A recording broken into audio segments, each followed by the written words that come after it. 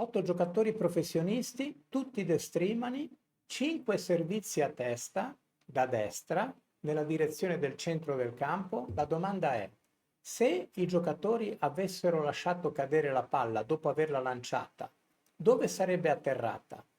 Rispondere a questa domanda è importante perché ci dà un'idea di dove deve essere lanciata la palla. Poi vedremo anche come lanciarla.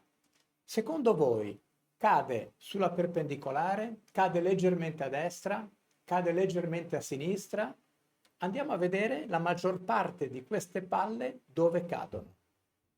Questa è la zona di atterraggio di 40 palline, un test che io ho preso da Tennis Science, un libro molto interessante, e che ci dà un'idea di che cosa succede alla palla quando è per aria. Quindi il lancio viene fatto non sulla verticale, ogni tanto sì, come si vede, ci sono 3 palline che più o meno vengono lanciate sulla verticale, ma la palla ha una parabola, quindi io sto colpendo la palla in una fase ovviamente discendente, ma devo considerare questa parabola discendente.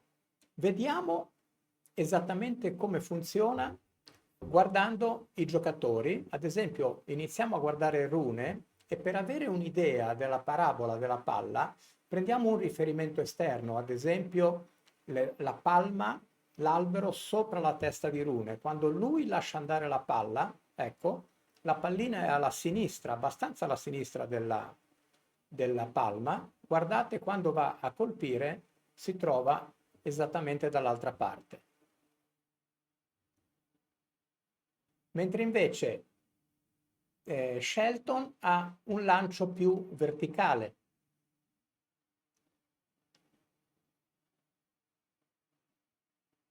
Per Sinner possiamo prendere in considerazione quel palazzo con le finestre ad angolo.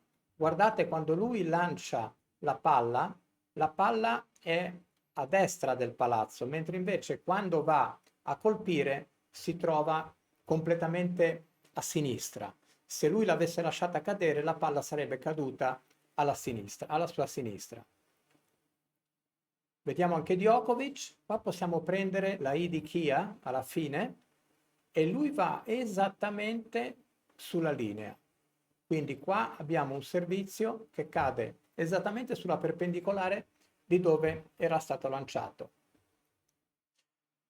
Vedremo poi perché è importante lanciare in un modo o in un altro, ma vediamo intanto cosa fanno ad alto livello quando lanciano la palla, soprattutto cosa fa il braccio sinistro. Attenzione.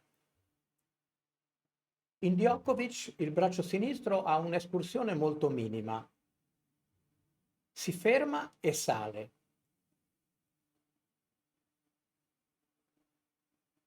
Rivediamolo. Quindi è una caduta molto lieve, ma sale immediatamente. Invece Medvedev parte da una posizione molto più bassa con le braccia e quindi uno swing, diciamo, col braccio sinistro più ampio. Rublev, anche lui parte con le braccia abbastanza basse, non basse come Zverev, e da qui va direttamente a salire. Mentre invece c'è un movimento più oscillatorio in Shelton, vedete? Da qua si può vedere le diverse soluzioni, quindi un movimento molto breve di Djokovic, un movimento molto più, diciamo, a pendolo di Shelton, ma se ci fate caso, tutti quanti colpiscono la palla quando inizia a scendere, quindi nella sua parabola di discesa. Perché è importante colpire la palla nella parabola discendente? Perché abbiamo molte più possibilità di lavorare la palla. Ad esempio, se io colpissi la palla quando è ferma in alto oppure mentre sta salendo, avrei notevole difficoltà a servire in kick, perché con il kick io devo spingere la palla, io devo spingere la racchetta dal basso verso l'alto e quindi se la palla sta salendo diventa difficile servire in kick. Infatti quasi tutti tutti i giocatori che hanno una dinamica di servizio dove il lancio di palla viene fatto con un timing dove il giocatore colpisce quando è ferma o mentre sta salendo, servono soprattutto piatto o slice. Consigli per il lancio di palla: non separate i compiti.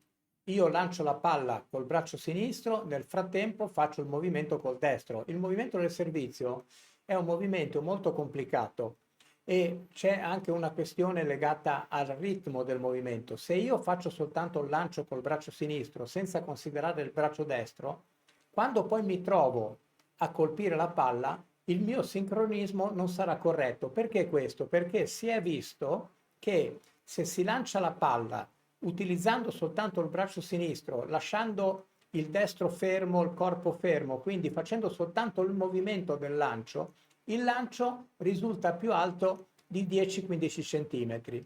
Allora in questo caso, nel caso in cui io ho un lancio estremamente basso, questo esercizio mi serve, ma se il mio lancio è soltanto una questione di precisione, devo sempre allenarmi con le due braccia, come se facessi realmente un servizio. Poi abbiamo visto che far cadere la palla in un punto preciso probabilmente serve e non serve. Non dovete prenderlo come un dogma perché la palla vi può cadere anche dietro. È molto importante il punto dove invece devo colpire la palla, quindi in che punto della parabola, e questo varia da servizio a servizio. Avete visto Shelton ha un lancio più verticale come Djokovic, mentre invece gli altri giocatori hanno un lancio più a parabola con la palla che cade dietro. Non si può generalizzare, dipende da giocatore a giocatore.